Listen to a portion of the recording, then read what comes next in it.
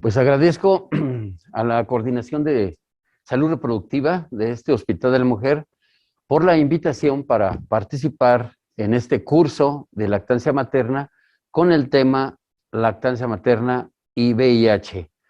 Un servidor, José Rodríguez Cruz, soy médico, estamos colaborando, estamos adscritos en este momento a la Jefatura de Epidemiología Hospitalaria de esta unidad médica.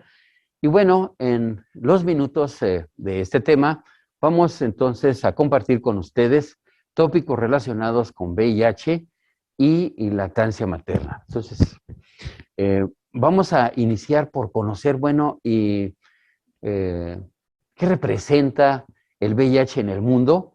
En un segundo momento lo haremos en el caso de VIH, cómo se relaciona con la importancia de alimentar a los recién nacidos con lactancia materna o no en aquellas madres que son VIH positivas.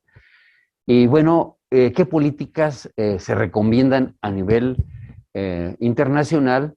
Y de esas políticas a nivel internacional, cuando se tiene el riesgo o se sabe que algunas madres son seropositivas y están embarazadas y tienen la posibilidad de transmisión del VIH a sus fetos o a sus recién nacidos, ¿qué se hace en México? ¿Qué políticas a nivel nacional se han implementado?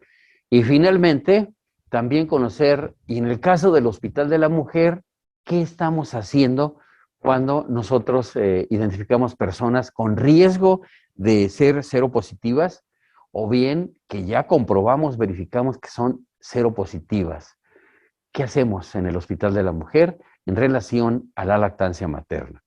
Entonces, en la primera parte veremos aspectos epidemiológicos acerca del impacto en cuanto a morbilidad, en cuanto a mortalidad que tiene el VIH, el SIDA en el mundo y de manera particular en México y en Michoacán.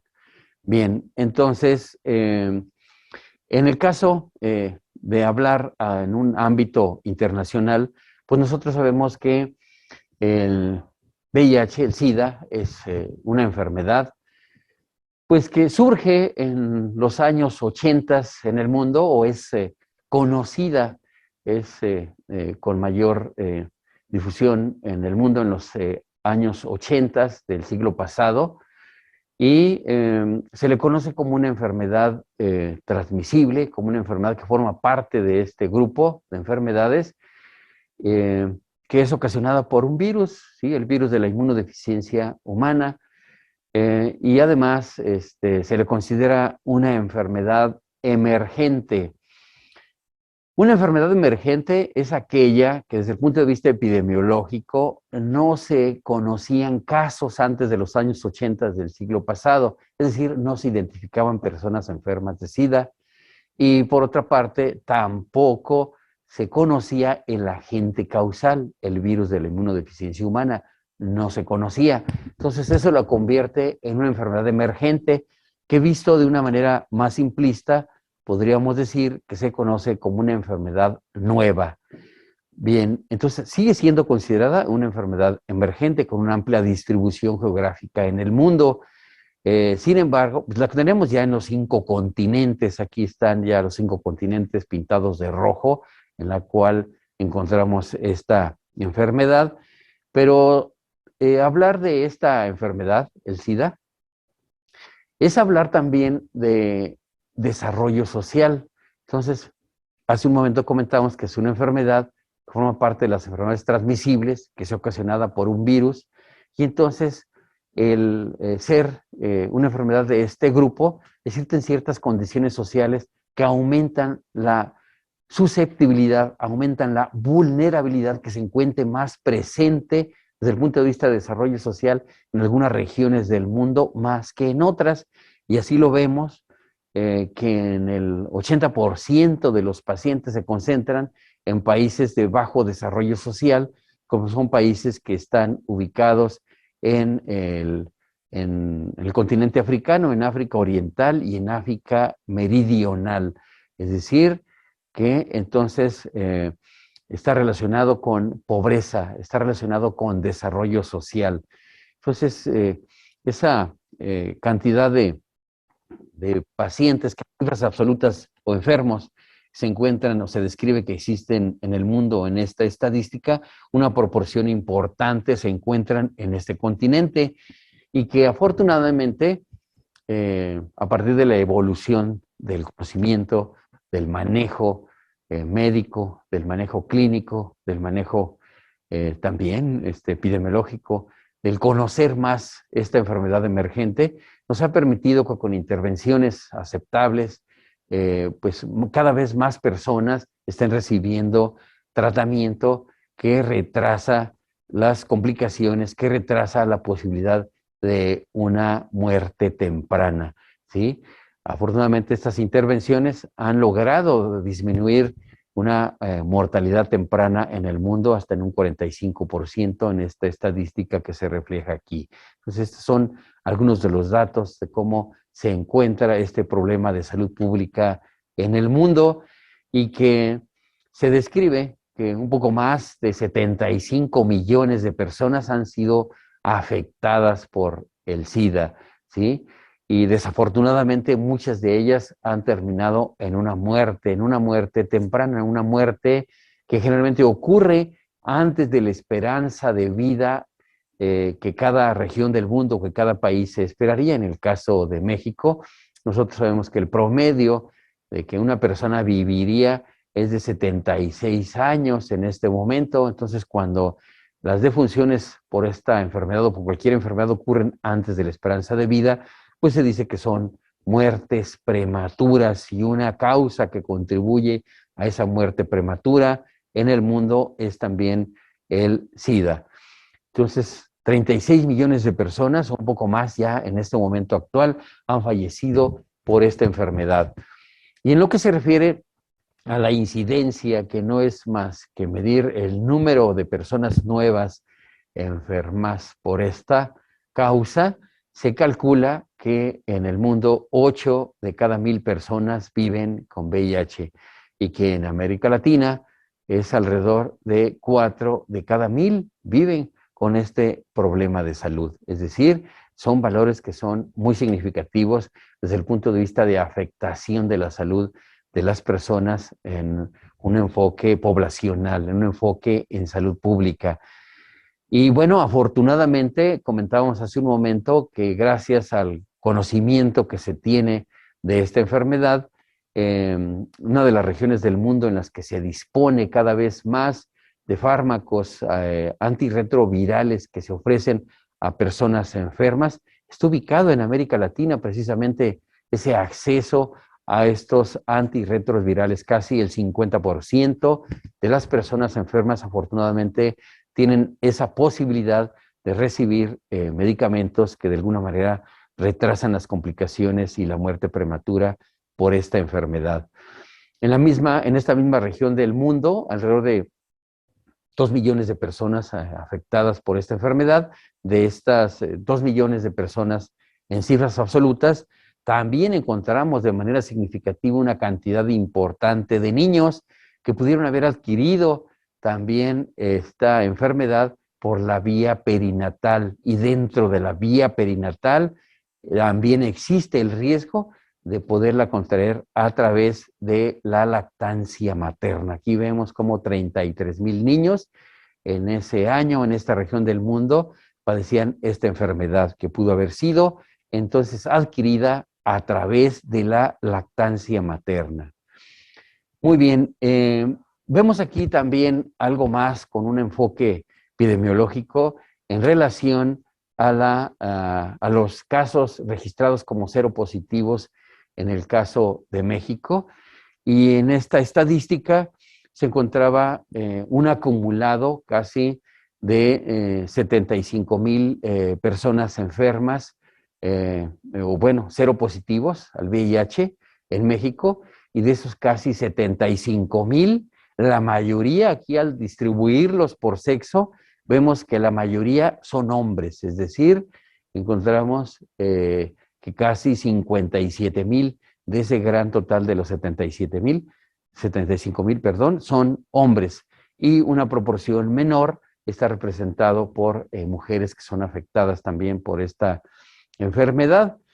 Y lo mismo se refleja en el caso del estado de Michoacán, de un gran total de 1,155 personas seropositivas registradas en ese periodo de tiempo. La mayoría son hombres, 824 hasta ese momento eran registradas como ceros positivos en el sexo masculino y tan solo 331 mujeres. Quiere decir que la distribución de la enfermedad es de mayor predominancia en el hombre y menos en la mujer. Es decir, el riesgo es mucho mayor en ser hombre comparado con el ser mujer. Y bueno, algo importante que debemos de conocer en relación a las formas de transmisión, sabemos que la más común es la vía sexual, otra de las formas de transmisión es la vía sanguínea, en ciertos grupos de riesgo, en el área médica, nosotros estamos dentro de los grupos de riesgo, ¿sí? Y también la otra vía es la vía perinatal, es decir, durante el embarazo, durante el parto, o bien durante la lactancia materna. ¿Cuál de estas predomina? Pues lo podemos ver aquí con mucha claridad. La vía de transmisión que más predomina es la vía sexual. De esos 75,000 seropositivos que habíamos comentado para México en ese periodo de tiempo, más de 70,000 fueron adquiridos por la vía sexual, ¿sí? Y bueno, vemos que hay una proporción, a pesar de que es muy pequeña, pero es significativa porque afecta a un grupo pequeño de población, porque afecta a los recién nacidos, que aquí está representado por el 1,4% del total de los seropositivos, está representado por la vía de transmisión perinatal, es decir, durante el embarazo, durante el parto y también incluido ahí la lactancia materna. Bueno, aquí lo vemos en un promedio de 1,000 en cifras absolutas para ese periodo de tiempo que aparece ahí en el encabezado de esta imagen. Entonces, sí es importante tomar en cuenta que tiene entonces un significado importante la transmisión por la vía perinatal, dentro de ellas la lactancia materna de esta enfermedad. Y bueno, por grupos de edad, ¿a quiénes afecta más? Ya sabemos que por sexo afecta más al hombre, menos a la mujer, y distribuido por grupos de edad, aquí podemos apreciar que la mayoría de los seropositivos se ubican en el grupo de 15 y bueno, aquí está hasta los 55, 59 años, siendo todavía más predominante de los 15 a los 39 años. Aquí se distribuye la mayoría de los casos, que lo podemos ver aquí en la columna del total acumulado, ¿sí? La mayoría están entonces en el grupo de 15 a los 39 años, es decir, en aquella población que es más vulnerable, la que está en etapa de la vida sexual activa, en la etapa reproductiva y también productiva. Entonces aquí estamos viendo esa población por grupos de edad, población joven, población productiva, que es más afectada por esta enfermedad. Pero también aquí es importante destacar, encontramos aquí también a la población afectada que podría haber adquirido la enfermedad a través de la vía perinatal y dentro de ellas la lactancia materna. Aquí están los recién nacidos que pudieron adquirir la enfermedad por esa vía que hemos comentado.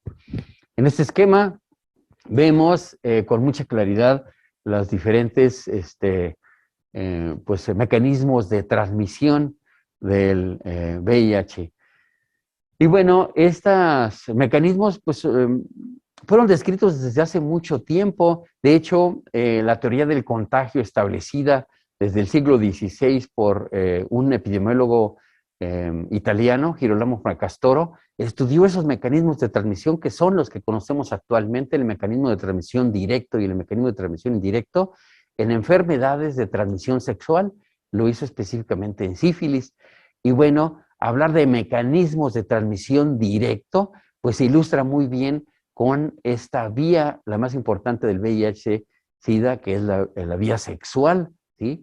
Entonces, estos son mecanismos de transmisión directo, ¿sí? Es decir, que una puerta de salida de un reservorio que podría ser una persona enferma o seropositiva, encuentra una puerta de entrada de una persona susceptible, inmunocomprometida y que podría manifestarse la enfermedad, ¿sí? Entonces, puerta de salida del reservorio de una persona enferma o bien portadora o sintomática, que tenga, en el caso de la vía sexual, relaciones sexuales con una persona susceptible de enfermar, pues es un mecanismo que ilustra muy bien la transmisión directa, y aquí lo vemos en la vía sexual, que podría ser de una persona sana, un hombre sano, que tiene relaciones sexuales con una mujer seropositiva que vive con VIH, o bien otra forma también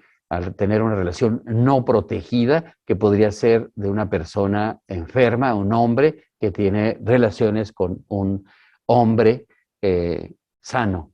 O también lo podríamos tener aquí, una relación sexual no protegida de una mujer sana con un hombre enfermo, que pues es la práctica de las relaciones heterosexuales no protegidas o inseguras, ¿sí? Entonces, estas son las diferentes formas, y que bueno, aquí encontramos también un grupo de riesgo importante cuando se hace de manera no protegida de un hombre enfermo con un hombre sano.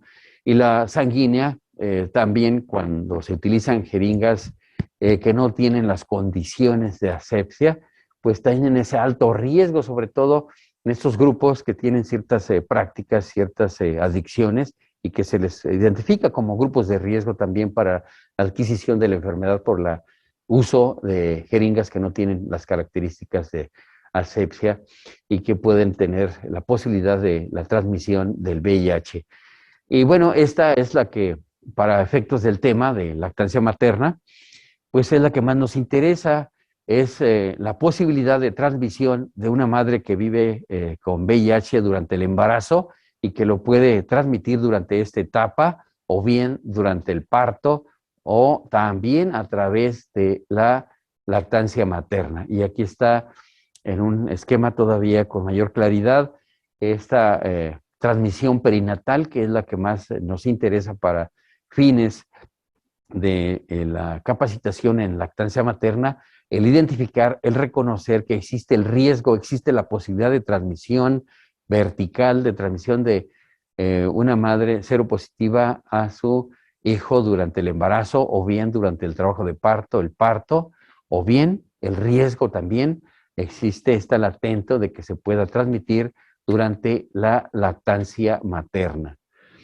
Bueno, algo más acerca ahora de la respuesta internacional acerca de este problema de salud pública que ya describimos algunas cifras, cómo se afecta a la población en el mundo, cómo se afecta en América Latina, cómo se afecta en la población mexicana, y también en el caso del estado de Michoacán mencionamos algunas cifras. Y aquí vemos, bueno, partir de que es un problema de salud importante, que el 4.7% de la población en esa estadística está afectado por esta enfermedad, que cada año existen una cantidad importante en cifras absolutas, 2.7 millones de nuevas infecciones por esta enfermedad, ¿sí?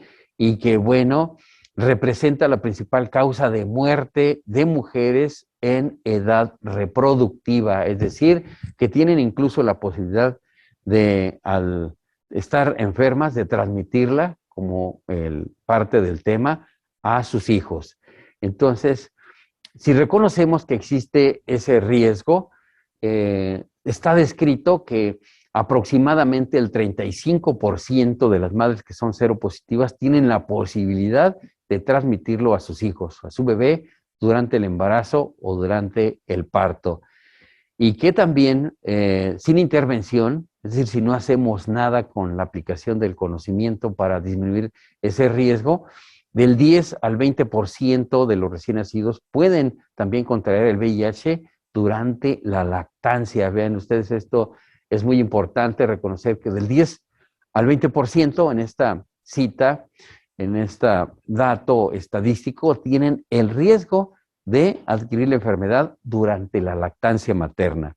Y ese riesgo puede incrementarse por cada mes de amamantamiento en 1% cuando es hijo de madre positiva, seropositiva, y que no se hace nada precisamente para disminuir el riesgo de transmisión cada mes.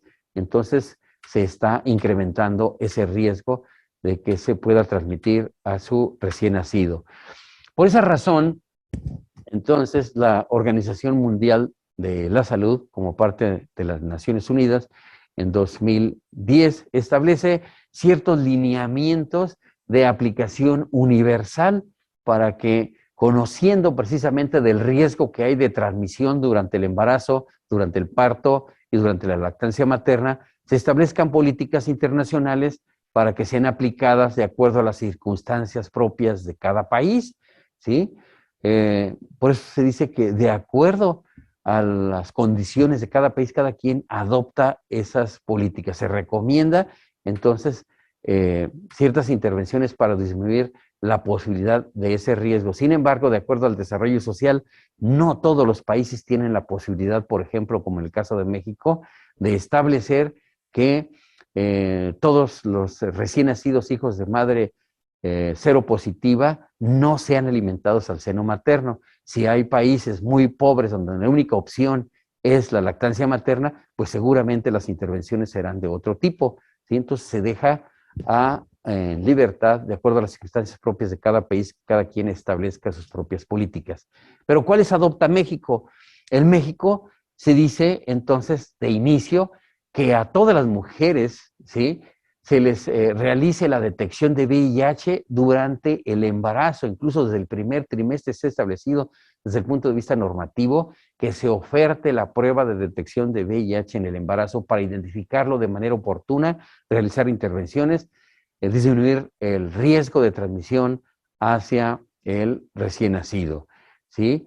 Incluso si no se realiza la detección durante el embarazo, también se establece la política en México que durante el parto se realice la posibilidad de hacer una prueba rápida de detección de VIH. Entonces, es parte de lo que en el caso de México se adopta como parte de sus políticas para disminuir la transmisión de VIH durante el embarazo parto o bien durante la lactancia materna. Incluso si se identifica como seropositiva, tener la posibilidad dentro de las políticas nacionales que se reciba terapia antirretroviral, ¿sí? En el caso de las mujeres que acuden a este hospital, realmente no han sido muchos casos, se refieren a una instancia de la Secretaría de Salud que por sus siglas la conocemos como el CAPACIT, pero no es más que el centro ambulatorio de atención de pacientes con SIDA e infecciones de transmisión sexual, es lo que quiere decir CAPACIT. ¿Sí? Bueno, generalmente no se difunde con todas sus letras porque luego se estigmatiza a las personas, por eso cuando hablemos de CAPACIT es esa instancia que maneja a las personas enfermas con SIDA e infecciones de transmisión sexual. Entonces ahí en esa instancia se les ofrece ese tratamiento a las mujeres que son seropositivas. A través del área de epidemiología se hace una referencia de este hospital, se hace una referencia hacia esa unidad para que se garantice que se reciba esta terapia. Y por otra parte también a nivel nacional, cuando se identifica que son seropositivas, se desalienta el uso de la lactancia materna y más bien se instruye, se orienta a la madre para que pueda alimentar a su bebé con un sucedáneo de leche materna que esté al alcance, que sea de acuerdo a las condiciones de su bebé, que esté accesible. Y en el caso del estado de Michoacán, también se garantiza este insumo a través del CAPACIT. Las pacientes son referidas a esa unidad y se les ofrece entonces este sucedáneo durante los meses que se considere necesario de acuerdo a su condición nutricional. ¿Y qué se hace? ¿Cómo se adoptan esas políticas nacionales y estatales en el caso del Hospital de la Mujer? Pues es precisamente que se establece que no se lacte al recién nacido hijo de madre con VIH. Eso está establecido aquí en el caso del Hospital de la Mujer, ¿sí? Acorde o alineado a las políticas nacionales y a las políticas estatales. Esto está establecido en esta unidad médica. Entonces, lo otro es que se sistematice la detección de VIH en las embarazadas. Existe ya un proceso que se va a iniciar ya muy sistematizado en el área de la consulta externa de este Hospital de la Mujer y que está también dirigido a la detección de sífilis, no solamente de VIH, y más adelante se hará esa sistematización también en el área de hospitalización, sobre todo en el área de tococirugía y también en el piso.